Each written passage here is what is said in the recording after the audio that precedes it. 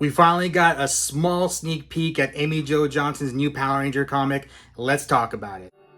Do you know what time it is? Welcome to the Legacy of Nerd. My name is Daniel, and today we got some news on Amy Jo Johnson's Power Rangers comic. So, if you guys don't know, right now, San Diego Comic-Con is full on underway. Thursday was the first day of panels and reveals and stuff like that. And we got a panel for Amy Jo Johnson's comic book that is coming out. So if you guys don't know, she is writing a comic book with Matt Hodson, and it's her boyfriend, on, I guess, her own take on a reunion for the Mighty Morphin Power Rangers.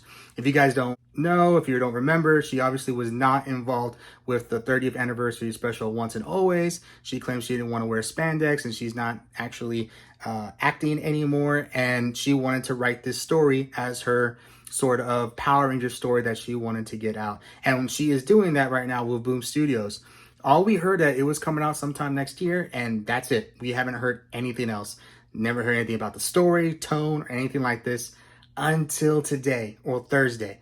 So here we have the character design reveals for her new comic book. Is going to be titled The Return. So this is her take on a sort of a 30th anniversary, what she would have done for a reunion with Boom Studios and her boyfriend Matt Hodson. If you guys notice here that it does say that they have not chosen an artist yet for the comic book, but these character designs were done by Dan Mora, and he actually did the cover on the thumbnail, if you guys saw this, of the Ranger kind of in like split up in between different colors, which is really cool. So we kind of get an idea of his artistry. But we got character designs of 3 of the Rangers. So we'll start with Kimberly. First thing I noticed is that the Pink Ranger no longer has a skirt. She has the same costume as everybody else. She was the only one with the skirt. It is gone. And then her civilian identity, Kimberly looks a little depressed. I don't know what you guys are thinking, but I don't know if that might be the tone of the comic book, but she does not necessarily give off happy, good smiles. So Kimberly definitely sort of looks depressed in the civilian mode. Next, we got Zach. And Zach has a little bit of a different, he's all smiling, he looks healthy, he looks a little buff actually. There's no real major designs that I see in his Black Ranger suit. It actually looks like really clean for me for some reason. I don't know if like he's been active, like publicly being the Black Ranger. I don't know.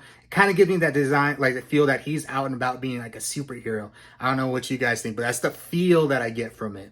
Then lastly, the most biggest design that they revealed was Jason, and here you can see he is rugged, he is bearded, he has like a torn cape on him. They have a white version and like a brown cape version, and his sword, he has it holstered on his back, and then his power sword is like a big broadsword with those jagged edges right there near the handle a little bit.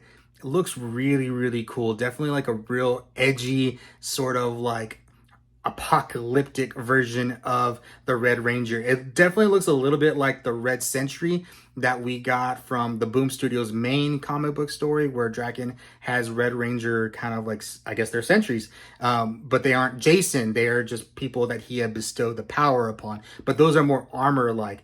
This one gives me like, he's got his fist wrapped up like a boxer, have them all taped up, and then it just gives you more of like he's been wandering and that sort of vibe. Like, and then Amy Jo Johnson has this tweet, right here saying like Dan Mora, creating the character designs that she loves them, but my favorite is Jason. She said her favorite is Jason. What has happened to him? So we're getting the sense that Jason has had maybe some trauma, or maybe gone through things, or he's separated from the group. Something's different about Jason, obviously, from especially Zach. So you look, Zach on one end of the spectrum that looks completely happy. He looks clean. He's in his classic suit. Then you got Kimberly in the middle, who looks a little bit like depressed, and her suit no longer has a skirt. Like she's not dealing with that anymore. And then you have Jason over here in the corner, and he just looks like he's been through it, like he has made his alterations. He has he has carried looks like a much heavier sword, a much more deadly sword, if not that, and just has this really big, rugged, kind of like apocalyptic vibe to him. So we kind of get the idea of what the vibe may be for the comic book, and the vibe is definitely going to be a lot more serious, obviously, than this TV show that we had seasons 1 through 3. But I think we're getting a little bit more serious than what we are getting from the Once and Always special as well. Definitely, you know, just going off of Jason and Kimberly's designs, Jason's Ranger design and Kimberly's civilian designs, we're going through something here. So the Rangers that don't look like they may be together, they all have different sort of things going on. They are not all united, and more likely this comic book will have them coming together. We still haven't seen Trini. We still haven't seen Billy. We still haven't seen Tommy. I'm expecting all those three to be part of the comic, but this is like early design of what the characters will look like, which is really, really cool.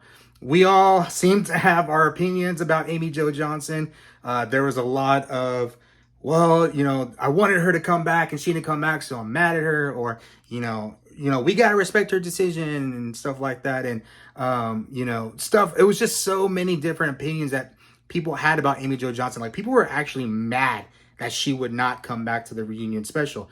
And I'm more on the side like, she said no. She said no.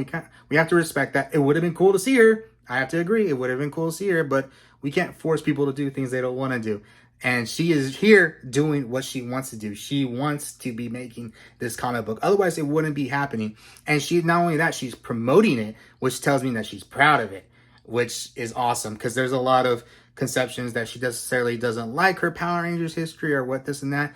I don't think that's necessarily true. I think she has problems with the production side of it, but not necessarily the actual it being Power Rangers. I think she's definitely embracing that with this comic, which I'm excited to see. And I'm excited to see her take on what this comic could be.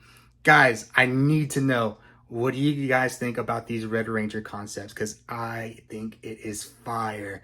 The other designs are amazing and awesome. Like Kimberly gives us a tone, Zach gives us an idea, but I think this Red Ranger concept is just like, wow, it looks really, really, really good. So guys, let me know in the comments what you guys think. Are you excited about this comic book? Is this something you're going to skip, or are you like day one? You want to see this, you want to see the sneak peeks going, you want to see everything else going. All right, guys, let me know in the comments what you guys think, and you guys know what time it is. It's Morphin time.